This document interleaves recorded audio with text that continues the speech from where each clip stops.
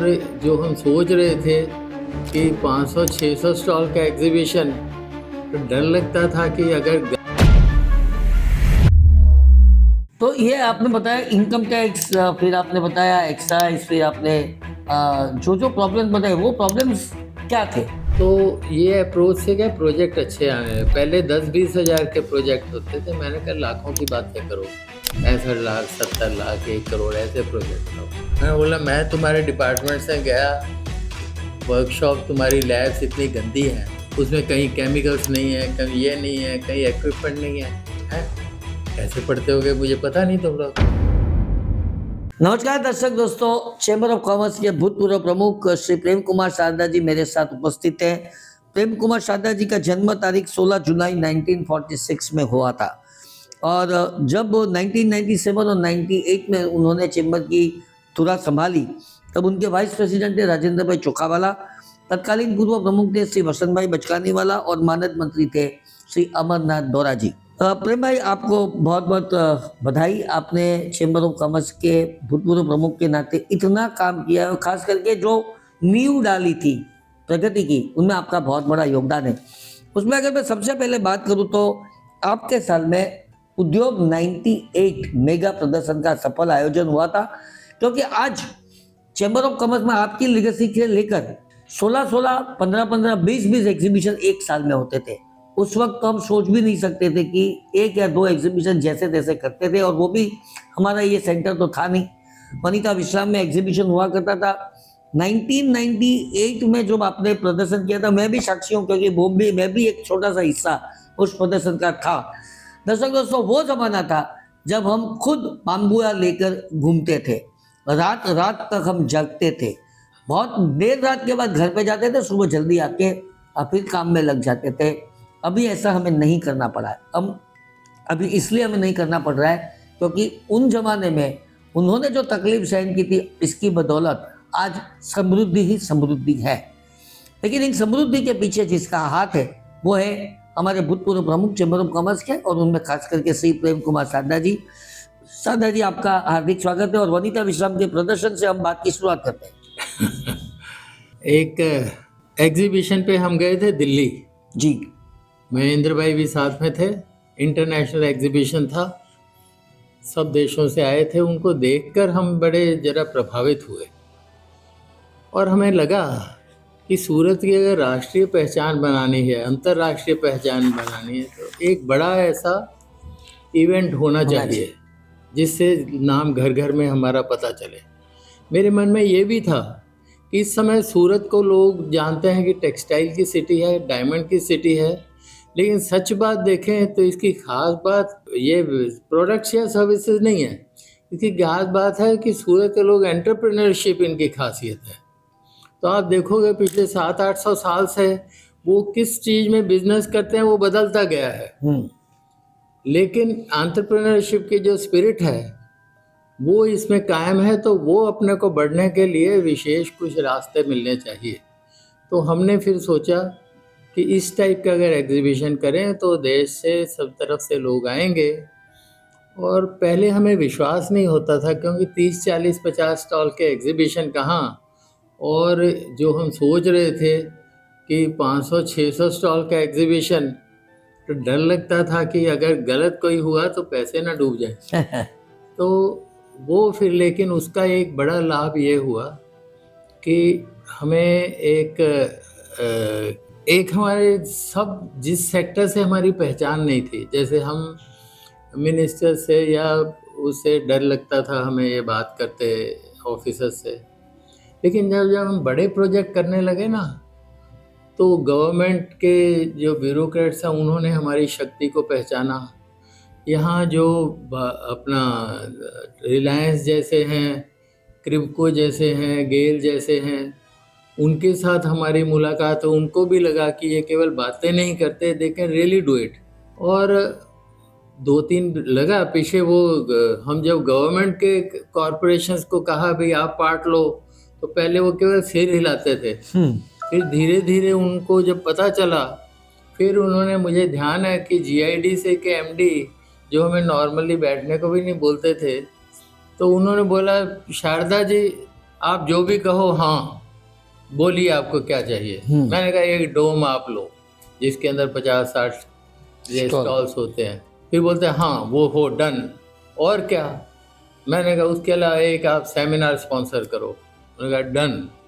तो इस तरह का जो चेंज हुआ ना, वो हमारी आशा, जो हमने सपने देखे थे, वो बातें होने लगी।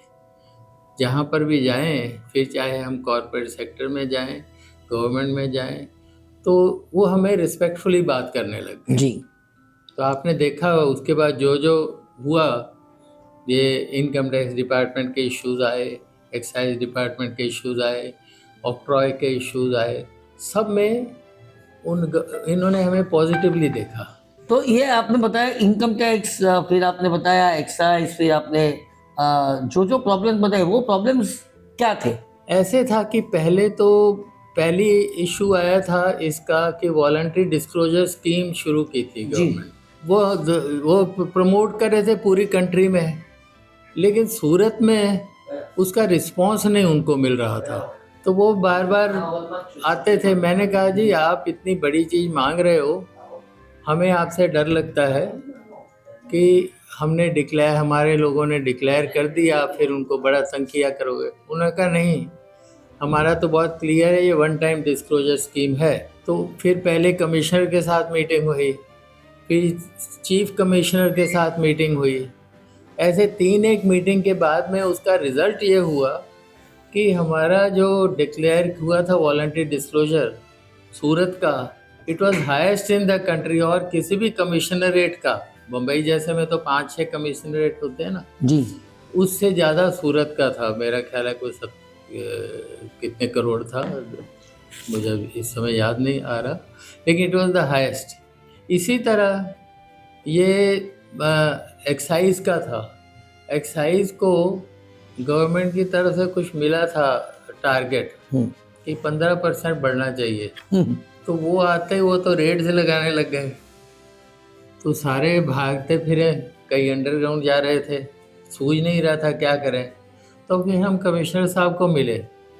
उन्होंने ऑनेस्टली कहा कि बात यह है कि मुझे इतना टारगेट मिला है और जिस तरह से पेमेंट हो रही है, तो मुझे लगता है कि पिछले जितनी भी नहीं होगी, तो मैं क्या करूं।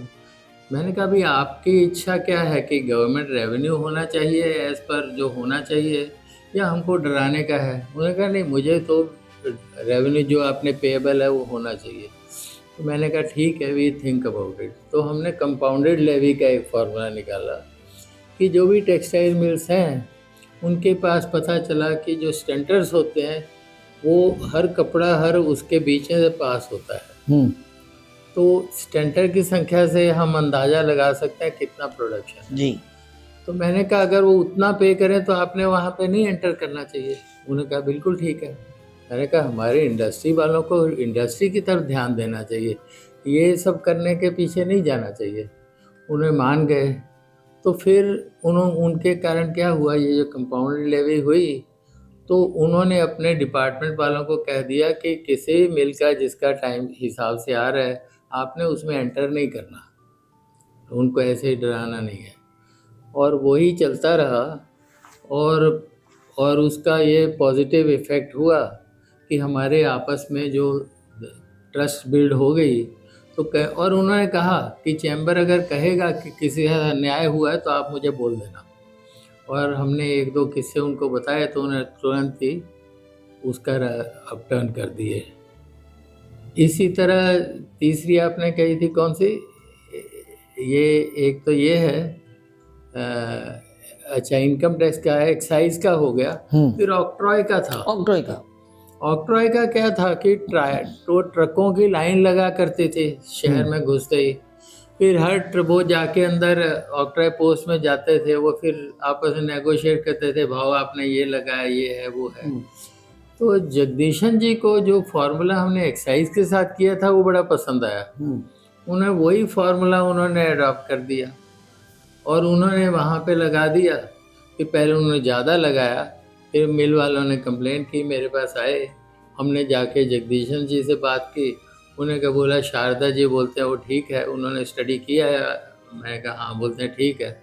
उन्हें चेंज कर दिया सारे के सारे। आनंदित हो गए। तो इस तरह के जो है पानी का भी हुआ था, तो वो हमारा मतलब हमें ज़रा आदर के साथ सुनते थे, दोस्त की तरह हम बात करते थे, चाहे कोई भी डिपार्टमेंट हो। म्यूनिसिपल में कॉरपोरेशन में कोई दिक्कत हो तो भी अब एसआर राव थे, तो उनसे बाकी तो सारा शहर डरता ही था, लेकिन चैम्बर के साथ जब भी बात करते थे डेवलपमेंट की, तो एज अ फ्रेंड के तौर पर और पॉजिटिवली अच्छा पॉजिटिव रिजल्ट आए इसके लिए करते थे। तो दोस्तों, प्रेम कुमार सारदा जी ने पूरी बात बताई अपने कार्यकाल की, लेकिन उनकी जो पृष्ठभूमि है वो जानना भी जरूरी है। पंजाब की पुण्य धरा से वो सूरत की कर्मभूमि तक पहुंचे। 16 जुलाई 1946 में पंजाब में उनका जन्म हुआ और फिर प्रेम कुमार सारदा जी का व्यक्तित्व यानी कि अदम्य कार्यशक्ति और शैक्षणिक प्रतिभा का जीवंत दस्तावेज। पंजाब में जन्म हुआ लेकिन घर घर मुंबई की धरती पर हुआ। दूसरा विश्व युद्ध दरमियान पिताजी सिंगापुर से नौकरी छोड़कर बंबई स्थायी हो गए और टेक्सटाइल के व्यवसाय में उन्होंने एंटर किया, और उसी वारसे को लेकर प्रेम भाई ने भी अपने खून में टेक्सटाइल को बसाया। मुंबई आईआईटी में एडमिशन मिलने के बाद भी टेक्सटाइल कोर्स के अभाव से उन्होंने चंडीगढ़ यूनिवर्सिटी पसंद की और एमबीए की पदवी ली। बाद में एलएलबी भी पढ़े और कॉलेज काल से नेतृत्व के गुण प्रेम भाई ने स्टूडेंट काउंसिल में सक्रिय रहकर भी जाहिर जीवन के पाठ पढ़े। सूरत आने की उनकी कथा भी कोई फिल्मी पटकथा से कम नहीं है, क्योंकि उस समय कटोकटी का जमाना था और फिर वहां से सूरत आगे घी कांटा रोड पे आए और वहां पर उनको जयवर्धन बोलावाला और शरद भाई कापड़िया जैसे दोस्त भी मिले और उन्होंने चेंबर ऑफ कॉमर्स में पदार्पण किया। सर, ये पंजाब अभी का पाकिस्तान की सूरत का गुजरात नहीं, इंडिया का पंजाब? नहीं, इंडिया का पंजाब। जी, तो आपने जो लिखा है कि द्वितीय विश्व युद्ध दरमियान सिंगापुर में आपके पिताजी जॉब किया करते थे, तो अब आप उधर थे कि फिर आपका जन्म ही नहीं था? मैं तो उस समय बहुत छोटा था जी। हम बम्बई में 5 साल का था जब पिताजी ने डिसाइड किया कि मैंने यहाँ पे बम्बई में करना है, ताकि तो आप पहले बच्चों सिंगापुर रह चुके थे? नहीं, मैं तो गांव में ही रहता था। जी जी पंजाब में जी 5 साल का था, तो उधर ही वो पिताजी साल 2 साल में आया करते थे और घुमाते फिराते थे हमें। और फिर आपने टेक्सटाइल व्यवसाय में कैसे प्रवेश एंटर करना पसंद किया? असल में पिताजी जब सिंगापुर में थे वहाँ पे भी टेक्सटाइल्स का इंपोर्ट एक्सपोर्ट करते थे। जी। हाई स्ट्रीट पे ऑफिस था, तो वहाँ पर भी वही करते थे। और जब सूरत में भी जब बॉम्बे आए तो उस समय उनको ये बड़ा इजी लगा कि टेक्सटाइल में जंप करना। अब हमारा सारा पंजाब में व्यापारियों से पहचान थी, तो इधर टेक्सटाइल कमीशन एजेंट्स का काम बॉम्बे में किया, कालबादेवी रोड पे बड़ा ऑफिस खोला। तो वो टेक्सटाइल्स में यहाँ पे सारे दिल्ली से लेके जम्मू तक के और यूपी और राजस्थान सबके हमारे वो थे लोग। तो वहाँ करते करते फिर जब हम बड़े हुए तो उनकी इच्छा थी कि ये टेक्सटाइल में ज़्यादा ध्यान दें। तो मेरे बड़े भाई को वीजेटीआई से उन्होंने टेक्सटाइल इंजीनियरिंग की, मैंने एमबीए किया।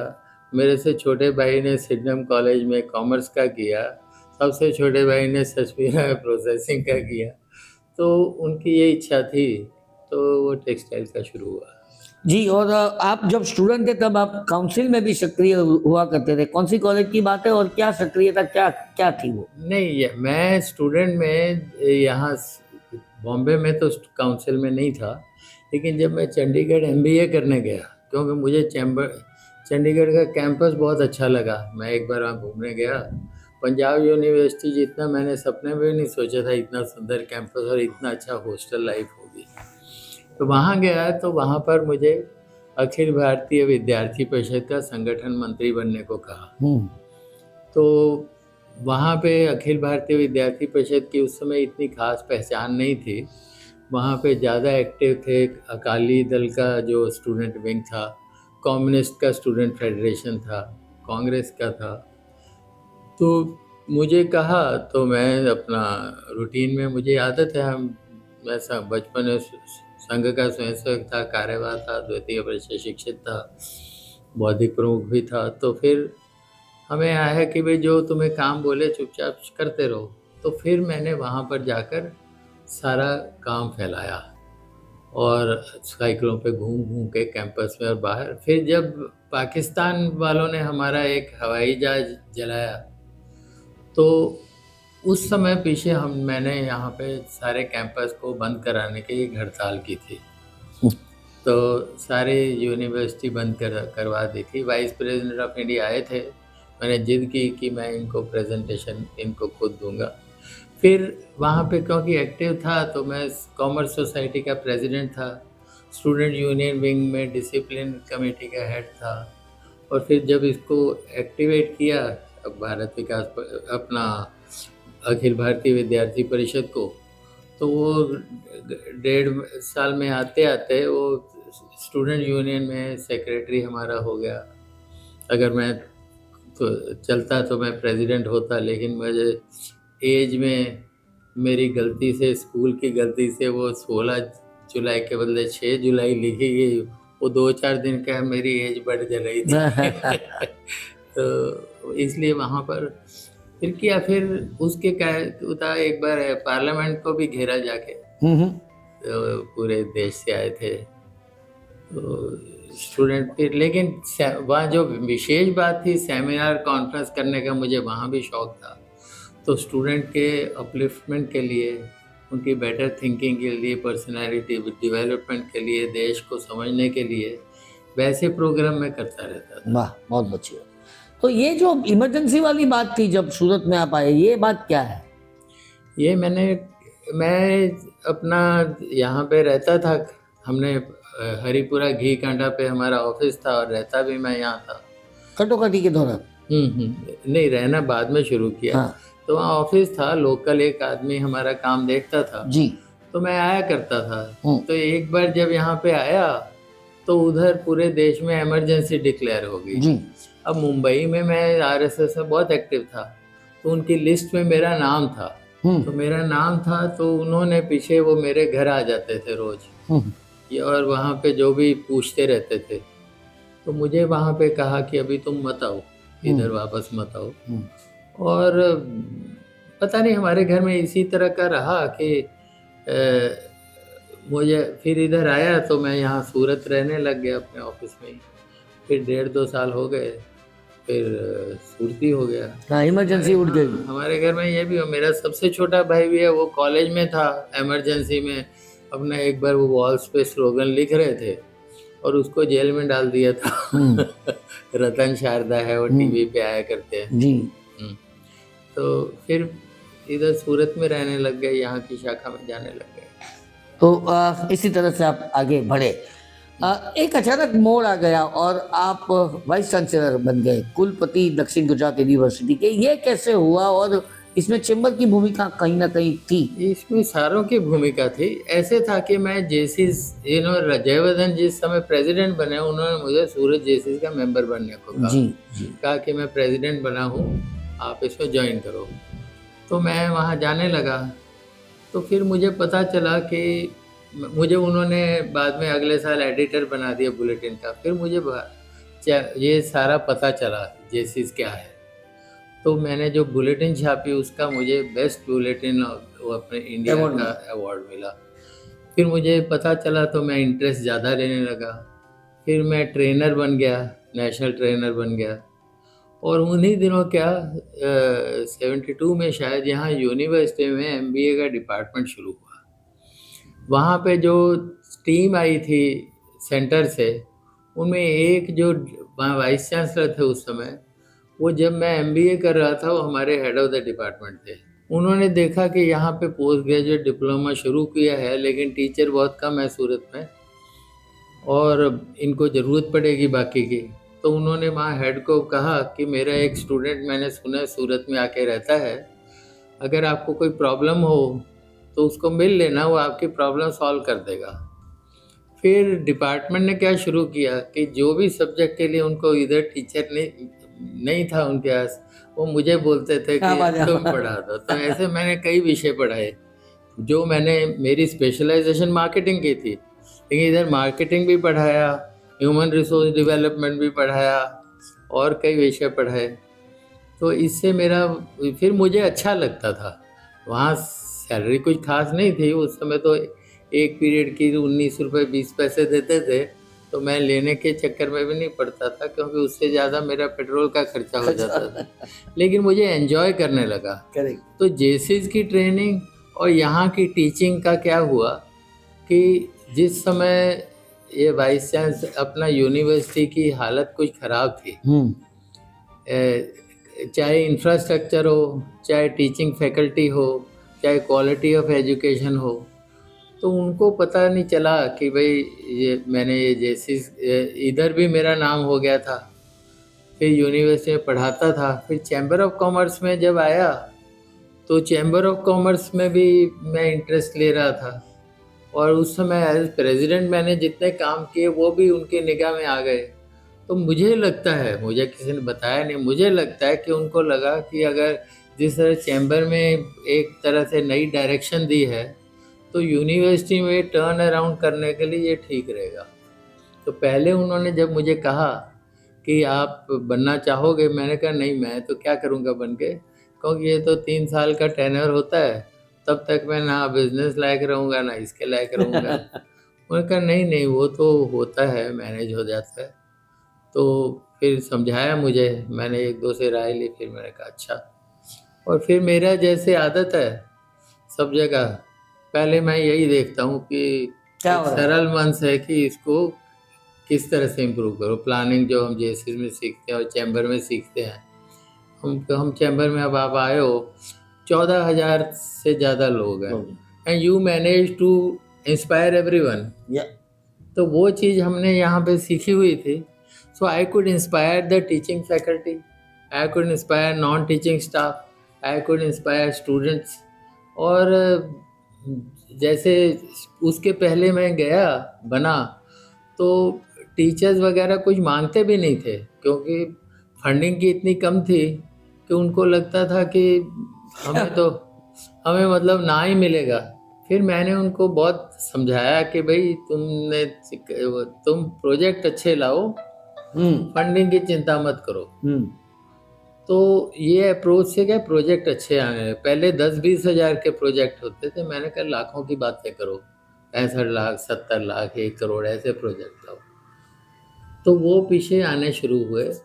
फिर ये अकाउंट्स जो थे, हमारे लैब्स ग्रांट थे, वो मैंने जाके सारे क्लियर करवाए, क्योंकि हमारी तरफ से यूनिवर्सिटी की गलती थी, सारे अकाउंट्स ठीक सेंस नहीं बना रहे थे।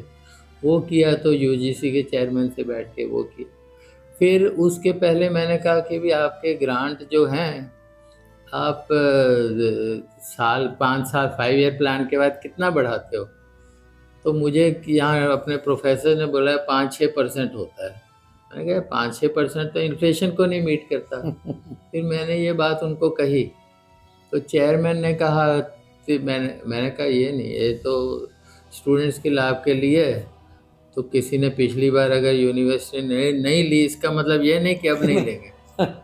तो फिर उसका मेरा ख्याल है 90% इंक्रीज करके उन्होंने दिए, और उसके बाद भी बोले और कोई दिया तो प्रोजेक्ट बताना, हम करें। तो इसलिए सारा ढांचा चेंज होने लग गया यूनिवर्सिटी का। वो बिल्डिंग्स हो, उनकी सैलरीज हो, उनकी क्वालिटी हो डिपार्टमेंट्स की, उनकी लेबोरेटरीज हो, वर्कशॉप्स हो, एवरीथिंग।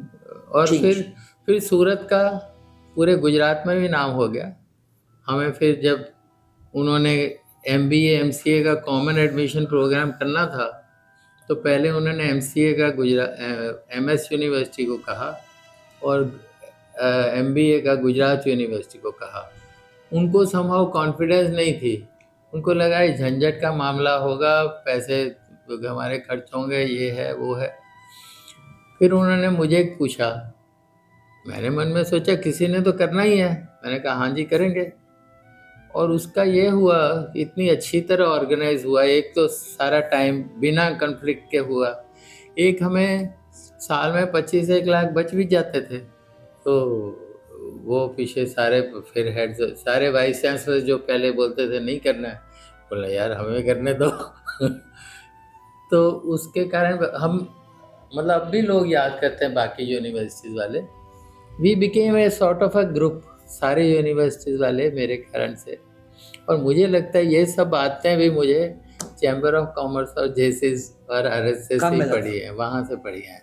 जी दर्शक दोस्तों, प्रेम कुमार सारदा जी चैम्बर के भूतपूर्व प्रमुख, मेरे साथ भी उनकी बहुत स्मृतियां जुड़ी हुई है, क्योंकि पांडेसरा में उनका विवि क्लिनिक था, मेरा भी पांडेसरा में विवि क्लिनिक था। तब हम चाय पे मिला करते थे, चाय पे चर्चाएं होती थी, क्योंकि हम जूनियर चैम्बर में भी साथ में काम करते थे।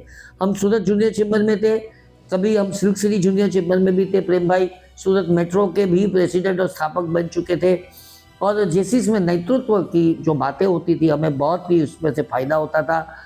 हम लोगों ने सबने मिलकर कई जॉइंट इंडिविजुअल डेवलपमेंट के कोर्सेज भी किए थे, साथ में पढ़ाई किया था, और किस तरह से अलग अलग विषय पे हमने काम किया था, ये सब स्मृति में आज मुझे आ रहा है। जब वो वाइस चांसलर बने तब भी मेरी भूमिका कुछ और थी। मैं टीवी जर्नलिज्म में था, और कभी कभी स्टूडेंट के प्रश्न को लेकर जब भी एजुटेशन होता था तब भी मैं वहाँ पर उनके साथ हुआ करता था। ये सब आज मुझे स्मृति में याद आ रहा है। उन्होंने वाइस चांसलर के नाते विद्यार्थियों के साथ बड़ा अच्छा व्यवहार किया था, क्योंकि उनको वो सुनते थे। सर ये बात सही है? और विद्यार्थियों के साथ आपका व्यवहार किस तरह से? नहीं, सुनने तो नहीं आते थे, आते तो लड़ने के लिए होते थे, हाँ। लेकिन फिर सुन के जाते थे। जाते वो उनको क्या हुआ, एक बार एक कॉलेज ने अपना सार्वजनिक में पोस्ट ग्रेजुएट में उन्होंने कहा कि हमारे पास जो फी आती है ना, परमिसिबल है, वो कम पड़ती है, हमारी 1500 रुपये फीस बढ़ा दो। तो मैंने सिंडिकेट में पूछा सबको, उन्होंने कहा जी ठीक है। मैंने कहा पास कर दिया, 1500 की 15,000 1500। तो उन्होंने फिर क्या, अगले दिन जैसे ही मीटिंग पूरी हुई तो उसके बाद में एक प्रोफेसर आए, उन्होंने कहा ये तो बड़ी गड़बड़ हो गई। मैंने कहा क्या हुआ? बोलते हैं ये तो 2 साल पहले पास हो चुका था लेकिन किसी ने इम्प्लीमेंट नहीं किया। तो क्योंकि वो लोगों ने, स्टूडेंट ने बहुत वो स्ट्राइक की, तोड़फोड़ की, कुछ जलाया वलाया भी, तो किसी की हिम्मत नहीं पड़ी। तो मैंने कहा मीटिंग में बोलना था ना। बोला तो फिर मैंने कहा कल होगा, देखा जाएगा। फिर वो जैसे एक्सपेक्टेड था 1 बजे वो नारे लगाते हुए और बिना वो वॉचमैनों को धक्के मारते हुए अंदर घुस आए। तो मैंने कहा हाँ जी क्या बात है? उन्होंने कहा अपनी बात बताइए। मैंने कहा ठीक है तो बताओ। उन्होंने पढ़ना शुरू किया। अब अखबार में भी आ गया था कि उनको यही प्रॉब्लम है। मैंने कहा वो उसकी बात बोलेंगे कि ये फ़ी क्यों बढ़ाई है? तो उन्होंने 20 का लिस्ट लगा दी। तो मैं मुस्कुराने लगा, तो स्टूडेंट्स बोले जी आप मुस्कुराओ मत, बस पुराने वालों को पूछो क्या हुआ था। मैं कहा नहीं आप बोलो। फिर उन्होंने बोल दिया। फिर मैंने कहा कि ये जो आपने किया है ना, अगर हम बोलें कि आप जो मांग रहे हो कि ये वही, अगर रोज़ के 1 कप चाय बोलें तो आपका साल की एक रोज़ की 1 कप के चाय जितनी है, 1500 रुपये, 5 रुपये की एक चाय आती है। आपको पता है वाइस चांसलर कितना पावरफुल होता है? मैंने कहा मैं भी स्टूडेंट था। वाइस चांसलर इतना पावर होता है, वो आप बोलो ये छोटी छोटी बातें, आप बड़ी चीज़ में, मैं तुम्हारी जगह होता, तुमने डिमांड रखी है 1500 की, मैं तुम्हारी जगह होता तो 25 लाख की डिमांड लेके जाता। वो देखने लगे। मैं बोला मैं तुम्हारे डिपार्टमेंट से गया, वर्कशॉप तुम्हारी लैब्स इतनी गंदी हैं, उसमें कहीं केमिकल्स नहीं है, कहीं ये नहीं है, कहीं इक्विपमेंट नहीं है, हैं? कैसे पढ़ते होगे मुझे पता नहीं तुम लोग। फिर डिपार्टमेंट में जाता हूँ, वहाँ पे यही हाल है, बेंचेस की सुविधा नहीं है, कंप्यूटर्स नहीं है, कुछ भी नहीं है। मैंने कहा मैं तुम्हारी जगह होता तो फिर क्या होता है कि तुम्हें टाइम पे ये सब नहीं मिलता ना, केमिकल्स वगैरह, तो तुमने पीएचडी जो 3 साल की करनी होती है उसके बजाय तुम्हें 5 साल लग जाते हैं। बराबर। मैं तुम्हारी जगह होता तो 1500 नहीं मांगता, जिंदगी के 2 साल मांगता। मैं बोलता जी मुझे ये चाहिए है, तो आप अपनी ज़िंदगी को इम्पोर्टेंस दो कुछ। तो वो ये जब ऐसा बोला तो उसमें से चुपचाप उनका लीडर बोला ठीक है जी हमें आपका सब मंजूर है। मैं बोला मंजूर है, बैठो आओ, अभी आए हो तो और बात सुनाओ क्या है। फिर उनको सूझा नहीं क्या बोले। फिर ये उनका लीडर बोला जी हमारी ये इसके आगे है ना, मच्छर बहुत होते हैं बिल्डिंग के बाहर वो लैब के आगे। मैं बोला अच्छा मच्छर होते हैं, ये बड़ी गलत बात है। तुम बीमार हो जाओगे, तुम्हारे माँ बाप को गुस्सा नहीं आता कि मच्छरों वाले। मैंने कहा चलो कहाँ पे है, बोलता है जी इधर होते हैं। तो मैंने कहा चलो, बोलते हैं कब, मैंने बोला अभी। मैं अपने बेंच से उठा और वहाँ पे जाके उधर गया लैब पे, तो वहाँ कोई मच्छर वच्छर नहीं था, क्योंकि वो साफ सफाई तो शुरू हो गई थी। क्योंकि साफ सफाई मैंने शुरू से कर दी थी, तो मुझे अपने इंडस्ट्री के दोस्तों के फ़ोन आने लग गए थे, यार मैंने देखा है कि यूनिवर्सिटी बहुत बढ़िया हो रही है, पैसे की ज़रूरत हो तो हमें हमसे मांग लेना, संकोच मत करना। तो वो सामने से उनके आए थे। तो मैं तो बोलता है जी बारिश में होते हैं। मैंने बोला बारिश में जब पहला मच्छर आया ना तो मुझे बुला लेना, हम नहीं आए कैन नॉट अफोर्ड मेरे स्टूडेंट्स बीमार पड़े। तो वो फिर बाद में उन्होंने कभी नहीं स्ट्राइक की। इसी तरह प्रोफेसर्स का था, वो उनका क्या था, मेरे दोस्त भी थे सारे, उनका क्या था कि एक बार किसी ऑडिटर ने रियलाइज़ किया कि इनके जो हाउस रेंट अलाउंस कटता है ना, अब ये सिटी के अंदर आ गया है कैंपस। इनका हाउस रेंट अलाउंस सिटी के बाहर वाला लग रहा था, वही 5, वो पता नहीं 15% या ऐसा कुछ। तो अब ये 5% होना चाहिए, समथिंग रिड्यूस हो रहा था, जो भी कारण था टेक्निकली मुझे अब ध्यान नहीं। तो उन्होंने आके फिर बोला जी हम आपको मिलना चाहते हैं कल। मैंने कहा आ जाना एक, मैंने कहा कब, बोलते हैं दोपहर को 12 बजे। मैंने कहा यार तुम 5 बजे आओ, मैं ज़रा फ्री हो जाऊँ काम से। तो वो सारा जो ग्रुप था बोला कि नहीं जी वो 2 बजे आ जाएंगे। मैं कहा यार 5 बजे आने में क्या है। असल में क्या होता है कि यूनिवर्सिटी में उनको 5 घंटे वैसे टेक्निकली रहना पड़ता है, लेकिन वो अपना, क्योंकि कोई इंस्पायरिंग चीज़ नहीं थी ना, मैंने यूनिवर्सिटी का कैंपस किस लिए इंस्पायरिंग बनाया। मैंने कहा जी सारे, मैंने देखा कि अच्छे अच्छे पहले मैं ये वाली बोल दूँ, तो उन्होंने कहा कि ये 2 बजे। मैं कहा चलो आ गया। फिर मैंने कहा यार तुमको 3 बजे आने वाले थे, 1 बजे कैसे आ गए 2 बजे। तो वो बोलते हैं हम आ गए। फिर मैंने कहा फिर 3 बजे मिलेंगे, खड़े रहो। फिर वो आया अपना रजिस्ट्रार, बोला नहीं जी मान लो। मैंने कहा फिर, बोला 3 जन आपसे मिलने आएंगे। तो आ गया सारा ग्रुप।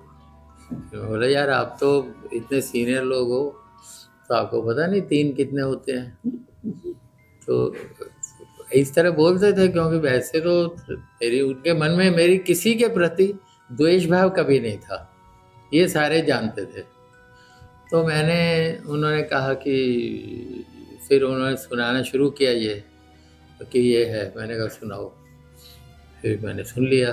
फिर बोलते हैं ठीक है, तो अब जाते हैं। मैंने कहा ठीक है। बोला इसका आप कुछ करोगे नहीं। मैंने कहा नहीं, क्योंकि अभी तो मेरे पास टाइम नहीं है ना। अब आपको जिद थी सुनाने की, मैंने सुन लिया, लेकिन I was not listening, I was only hearing.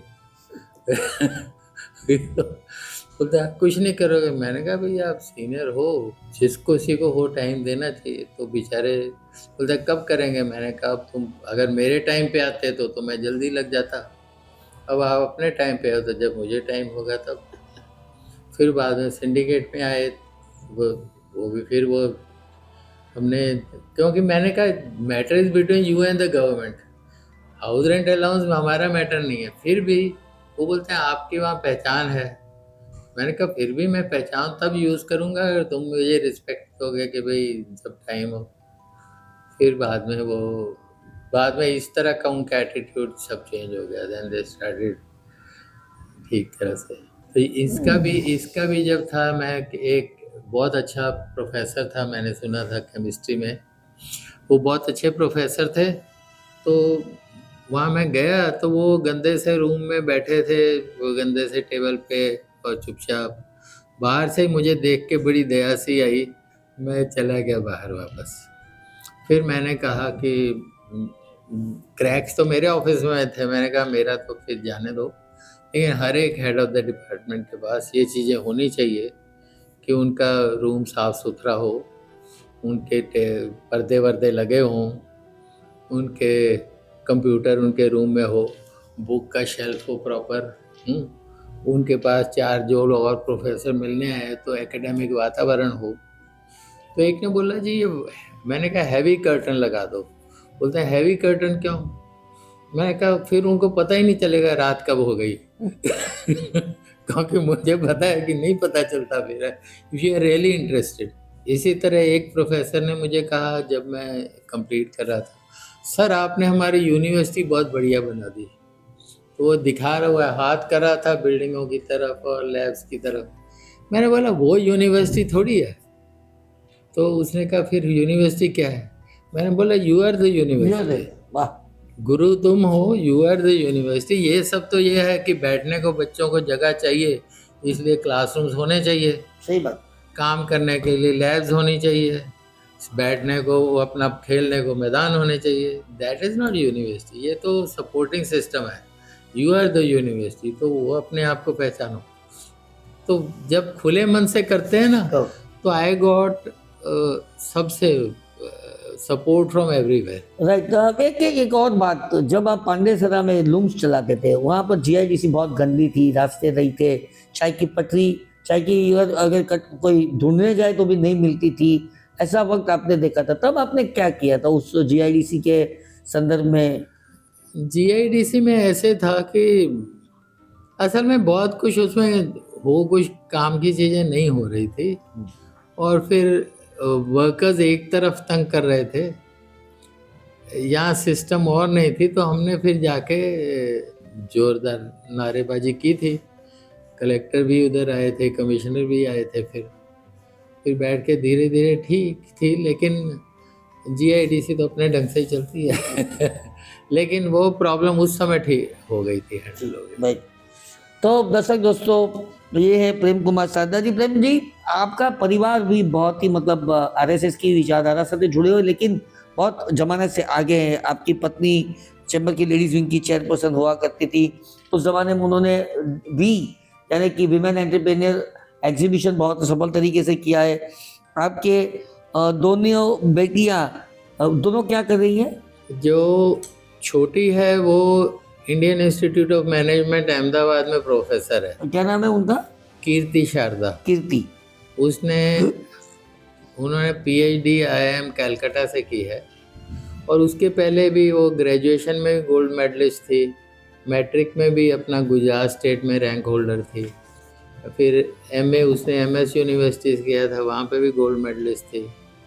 फिर पंजाब में उसने कोर्स किए थे, वहाँ पे भी उसको गोल्ड मेडल मिले थे।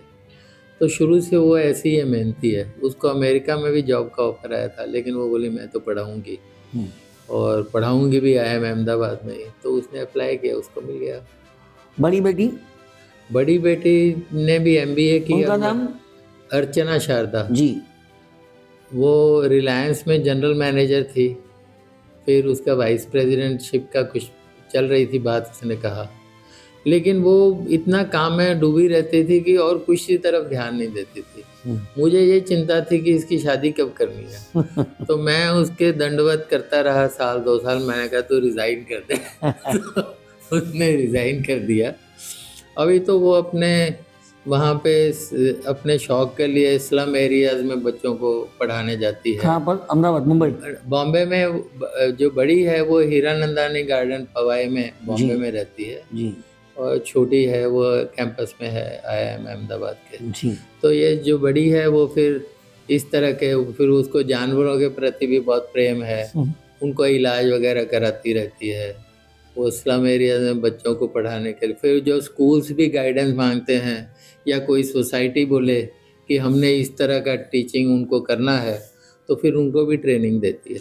और मैं बता दूं, उनकी भाभी सविता सारदा जी जो राज्यसभा की सांसद भी रह चुकी थी, हमारे सूरत महानगर पालिका की महापौर भी रह चुके हैं, और उनके भाई वीरेंद्र कुमार शारदा जी वो भी आरएसएस से जुड़े हैं।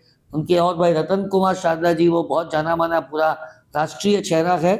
तो ऐसे दृष्टिवंत प्रेसिडेंट मिले थे चेंबर ऑफ कॉमर्स के। उनके श्री प्रेम कुमार शारदा जी, आपका बहुत बहुत शुक्रिया बातें करने के लिए। आप लंबी उम्र तक इसी तरह से धमकते रहे, ऐसी शुभकामनाएं।